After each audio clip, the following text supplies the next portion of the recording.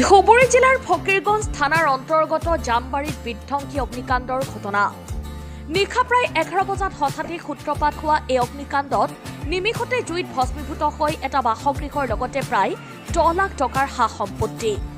এই অগ্নিকাণ্ডৰ ঘটনাটো ফকীৰগঞ্জ থানাৰ অন্তৰ্গত জামবাৰী গাঁৱৰ অংগনাবাৰী কৰ্মীৰ চকুৰী খাতুনৰ বাসগৃহত সংঘটিত হোৱা বুলি জানিব পৰা গৈছে।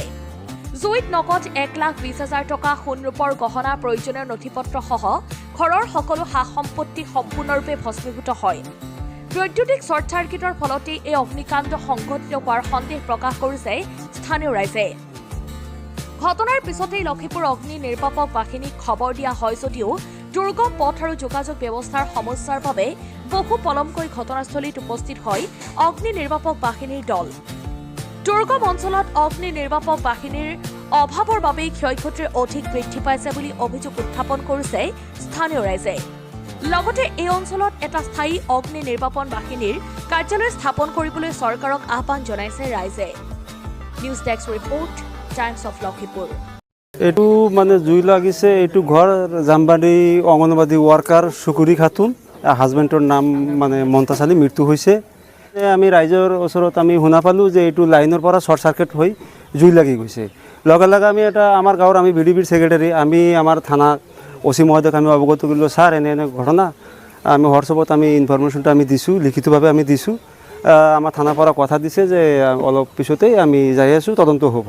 আৰু আপোনালোকৰ মিডিয়াৰ জৰিয়তে আমি এইটো মানে জনাওঁ যে এই দুখীয়া পৰিয়াল মানে ইয়াত মানে যিবিলাক মানুহ আছে অংগনবাদীত চাকৰি কৰে, এইটো ঠিকেই, কিন্তু বাকীটো মানে আৰু ফেমিলিটো মানে দুখীয়া পৰিয়াল, মানে অনুমান 10 লাখ টকাৰ মানে সা সম্পত্তি একদম সম্পূৰ্ণ পুৰি যা হৈ গৈছে। এইটো আপোনালোকৰ মিডিয়াৰ জৰিয়তে আমি আহ্বান জনাওঁ এইখিনি যে আমাৰ পুলিচ মহোদয়ে হয়তো ঘটনাটো তদন্ত কৰি কিবা আৰ্থিক সাহায্য পায়, সকাহ পায়, এইখিনি যাতে ব্যৱস্থা কৰি দিয়ে। আৰু নথিপত্ৰবিলাক যাতে মানে পায়।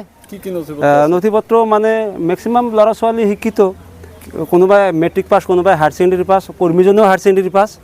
ইয়াৰ মেট্ৰিকৰ হায়াৰ ছেকেণ্ডেৰীৰ অল ডকুমেণ্ট, জন্মৰ certificate, ration card, Aadhaar card, PAN card, মাটি সম্পত্তিৰ নথিপত্ৰ, NRC 66, 49 ইত্যাদি সকলো মানে এটা থকা ঘৰ, এটা চব বস্তু বাহিনী এটা ঘৰতে আছিল, চব যা হৈ গৈছে। মুঠতে এটা বস্তু আৰু মানে ওলাব পৰা নাই। পইচাখিনিও আছে 1.5 লাখ টকা, 1,20,000 টকাৰ মান হ'ব। সম্পূৰ্ণভাৱে মানে সম্পূৰ্ণৰূপে যা হৈ গৈছে। আহিছিল মানে আহোঁতে অলপ পলম হৈছে, লাষ্টত আহি পেলাই মানে অলপ হেৰি কৰিছে, কিন্তু সিমান মানে যা হোৱাৰ পিছতহে আহিছে। মানে সঠিক সময়ত আহিব পৰা নাই, ৰাস্তা ঘাটৰ বেয়া অসুবিধা। এইখিনিও আমি জনাওঁ যে আমাৰ এই অঞ্চলৰ কাৰণে এটা ফায়াৰ ব্ৰিগেড গাড়ীৰ মানে সুকীয়া ব্যৱস্থা থাকিব লাগে, এইটো নাই। আপোনালোকৰ জৰিয়তে এইখিনি আমি মুখ্যমন্ত্ৰী মহোদয়ৰ ওচৰত জনাওঁ যাতে আমালোকৰ এই ভিতৰুৱা অঞ্চলৰ কাৰণে এটা ফায়াৰ ব্ৰিগেডৰ যাতে সুকীয়া ব্যৱস্থা কৰে। যোৱা 2/2/2026 তাৰিখৰ ৰাতি 11টামান বজাত আমি হঠাতে হাল্লা চিল্লা এটা শুনিলোঁ। দৌৰি দৌৰি কৰি আহিলোঁ, আহি দেখিছোঁ ঘৰত জুই লাগিছে। হঠাতে লাইনৰ পৰাই জুইটো লাগিছে। চকুৰী খাতুন অংগনবাদী ৱাৰ্কাৰ, জামবাৰী অংগনবাদী ৱাৰ্কাৰ ঘৰত জুইটো লাগিছে।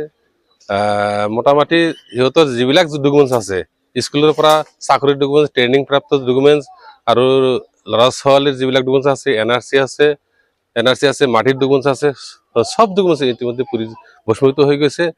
আৰু টকা পইচা আছিল, ফোনৰ চেইন আছিল, গহনা গাঁঠি বহুত আছিল। মোটামুটি ধৰক 10 লাখ টকাৰ সম্পত্তি শেষ হৈ গৈছে। গতিকে আমি জুই লগাৰ লগে লগে আমি ফ্ৰী ফায়াৰ গাড়ীৰ ফোনটো লগাইছিলোঁ, কিন্তু সিহঁতে আহিছিলে, কিন্তু অলপ পলম হৈছিলে। গতিকে আমি উদ্যম কৰ্তৃপক্ষ চৰকাৰক আমি আহ্বান জনাইছোঁ যাতে জলস্বৰ আৰক্ষীৰ অন্তৰ্গত এটা ফ্ৰী ফায়াৰ গাড়ীৰ এটা ব্যৱস্থা লয় যায়।